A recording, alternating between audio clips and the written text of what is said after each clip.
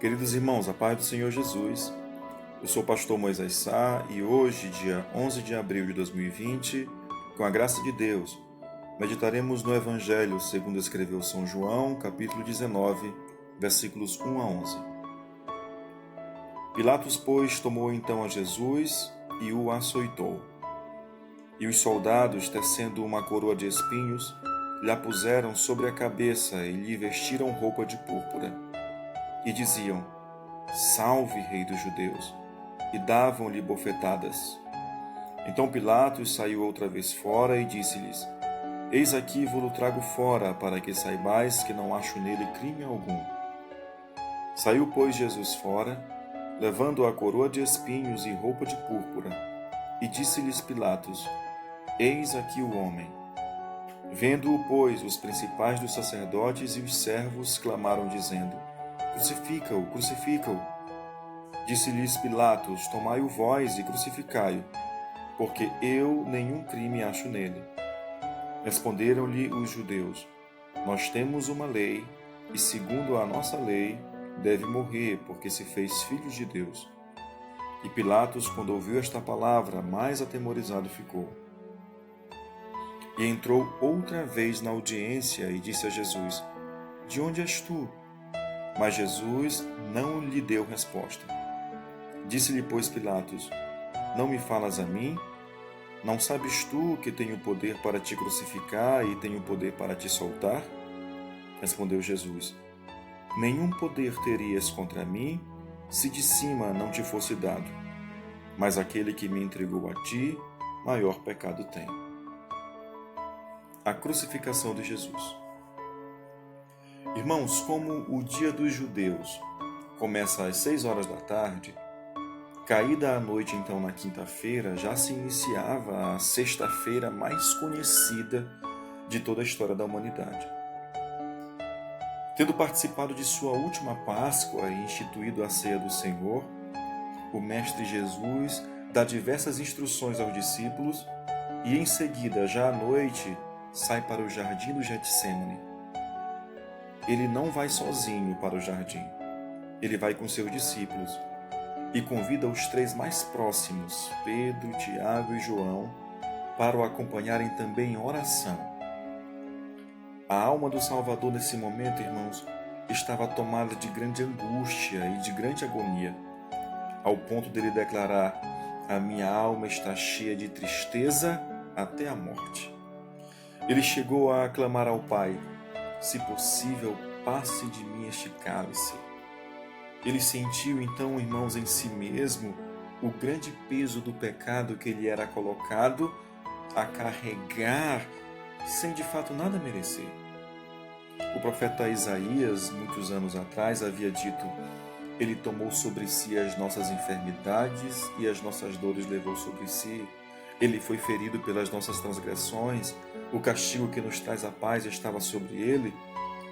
Então, irmãos, não bastasse o sofrimento angustioso que lhe sobrevinha, os seus amigos continuavam dormindo.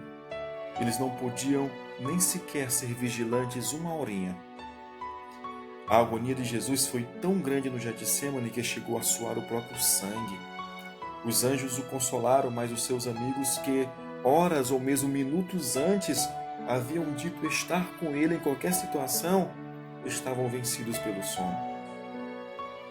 Paralelo a isso, queridos, Judas e os líderes do Sinédrio não pararam de trabalhar.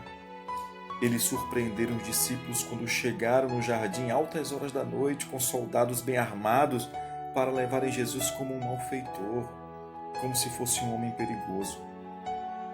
Como os soldados não conheciam Jesus e as árvores do jardim atrapalhassem também a luz da lua, era necessário que Judas sinalizasse aos soldados quem era o mestre. De alguma forma, ele precisava sinalizar isso. Também os soldados vieram preparados para, caso os discípulos reagissem, eles estivessem armados para impedi-los. Ironicamente, irmãos, sinalizando com a saudação de um discípulo ao mestre amado, Judas dá um beijo em Jesus, mesmo este havendo dito a Judas pela última vez: amigo, a que vieste? Jesus então se entrega aos soldados, não oferecendo nenhuma resistência, e ainda ensinando aos discípulos que não a fizessem. Mas a terrível noite, queridos, estava só começando. O mestre é levado para o mais injusto e ilegal julgamento já conhecido. O sinédrio não se reunia à noite, muito menos na madrugada. Mas o sumo sacerdote Caifás se encarrega de uma convocação extraordinária, mesmo em plena desobediência aos regramentos legais. Enquanto os membros do conselho iam chegando, o próprio Caifás se encarregou de um interrogatório prévio. Perguntou a Jesus quem eram os discípulos, qual era a sua doutrina.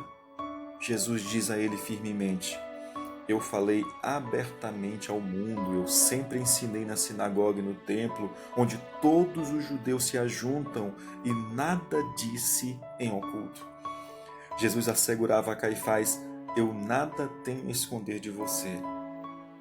Seguiu-se a isso, irmãos, uma espécie de simulacro de oitiva de muitas testemunhas. Além de mentirosas, elas mesmas se contradiziam. Até que duas delas conseguem dizer a mesma mentira. Disseram assim: nós ouvimos ele dizer, derrubarei o templo construído por mãos de homens, e em 3 dias edificarei outro, não feito por mãos de homens. Elas, irmãos, perverteram as palavras de Jesus para acusá-lo de falar contra o templo do Deus vivo, coisa que o Senhor Jesus nunca havia feito. Jesus poderia, queridos, sem qualquer dificuldade, refutar com excelentes argumentos. Poderia atender aos pedidos e às expectativas e às orações daqueles que o admiravam, mas ele decidiu não o fazer. Ao invés disso, ele guardou um majestoso silêncio. Para fechar, irmãos, a injusta sentença, Jesus diz ao sumo sacerdote a expressão que este usaria para a condenação do próprio Jesus, quando lhe perguntou se ele era o Cristo. Jesus disse assim: tu disseste. Entretanto, eu vos declaro que desde agora vereis o Filho do Homem assentado à direita do Todo-Poderoso e vindo sobre as nuvens do céu. Aleluia! Mal sabia Caifás, queridos, que aquilo que ele usou para acusar Jesus é o que daqui a algum tempo servirá para a sua própria condenação no juízo final. Enquanto Jesus sofria as injustiças do Sinédrio, o seu grande amigo Pedro fraquejava negando veementemente. É no olhar fixo de Jesus que Pedro se dá conta de como os votos de fidelidade feitos ao seu mestre tinham de fato nenhum valor para ele. A noite se encerra, irmãos, e até então as injustiças sofridas pelo mestre se resumiam a traição, olhares de desprezo, falsas acusações, bofetadas e uma injusta sentença de morte.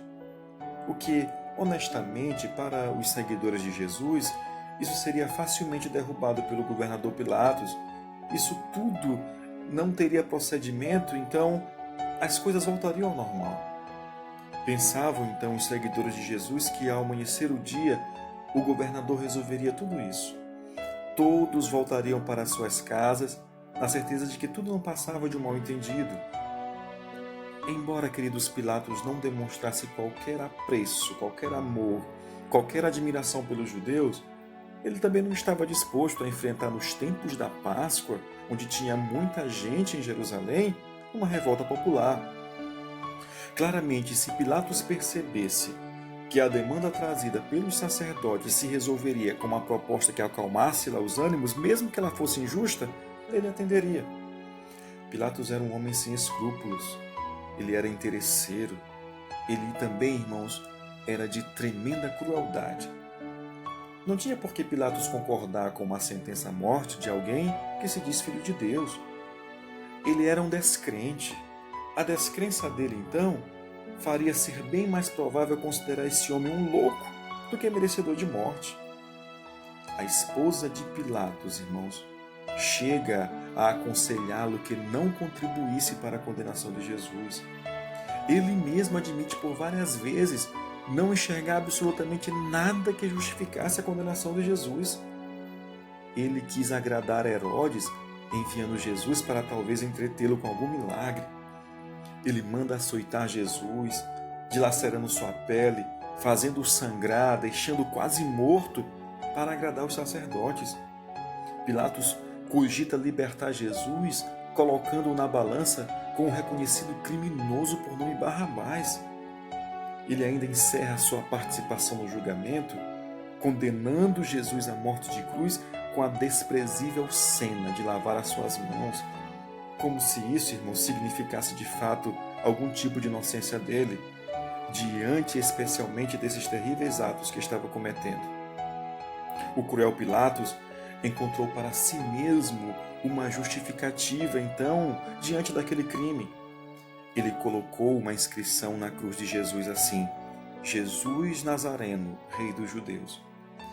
Isso, irmãos, nada mais era de uma forma que Pilatos encontrou de apresentar aos romanos e aos judeus de que Jesus havia sido condenado por querer se igualar a César, por querer tomar o lugar de César. Mas quão emblemática, irmãos, é a fala de Jesus, que assim como dita a Caifás horas antes, na madrugada, servirá também para a condenação do próprio Pilatos. Quando Pilatos insistia com Jesus: não me falas a mim? Não sabes que tenho poder para te crucificar e tenho poder para te soltar? Jesus então respondeu a ele: nenhum poder tu terias contra mim se de cima não te fosse dado. A insanidade de Pilatos, irmãos, é insuflada pelos sacerdotes, mas também é legitimada pela grande multidão que clamava em uma só voz: crucifica-o! O nosso rei é César! Solte-nos Barrabás! Caia sobre nós e sobre os nossos filhos o seu sangue! Crucifica-o! Que insana multidão, irmãos! Ao mesmo tempo que eles rejeitam o justo Messias, que só lhe fizera bem, traz para si os crimes de Barrabás, traz a opressão de César e também traz a maldição sobre seus filhos. Antes da crucificação, ainda um requinte de crueldade, de escárnio, valorizam o sofrimento de Jesus. Eles cuspiam seu rosto, eles vestiram Jesus com um manto vermelho, deram em sua mão um caniço como se fosse um cetro de reis, colocam em sua cabeça um arbusto espinhoso como se fosse uma coroa e diziam: salve, rei dos judeus. Eles tomavam de sua mão, irmãos, o caniço e lhe batiam na cabeça, fincando os espinhos ainda mais. Fazia com que o sangue banhasse o seu rosto, desfigurando ainda mais, irmãos, depois dos açoites que ele havia sofrido. Já com o seu corpo muito ferido, perdendo muito sangue, sentindo muitas dores e uma febre incontrolável, o nosso Senhor Jesus precisaria então de muito esforço para chegar vivo ao Gólgota. Certamente ele pediu muitas forças ao Pai para que ele conseguisse esse intento. A vergonhosa morte de cruz, queridos, não era para qualquer criminoso, era apenas para os piores criminosos. Era dos quais o Império Romano tomava o exemplo para todo o povo. O Gólgota ficava de fora da cidade, num lugar alto, o suficiente para que todos que passassem pela estrada vissem a vergonha daquele que tinha desafiado as leis, do malfeitor que sofria em seu corpo a capital punição dos seus crimes. Após ele ser erguido poucos metros do chão, além das amarras em suas mãos, Jesus também tem seus pés e mãos cravados. Era uma perfuração que lhe causava dor à medida que o desfalecimento e peso do seu corpo fazia deslizar para baixo, onde também se apoiava em cravos fixos em seus pés. Que grande dor sofreu o Senhor Jesus! O sofrimento de Cristo, queridos, ainda era acompanhado de intensa febre, de convulsões, de espasmos e uma sede que o fazia sofrer tal qual os açoites.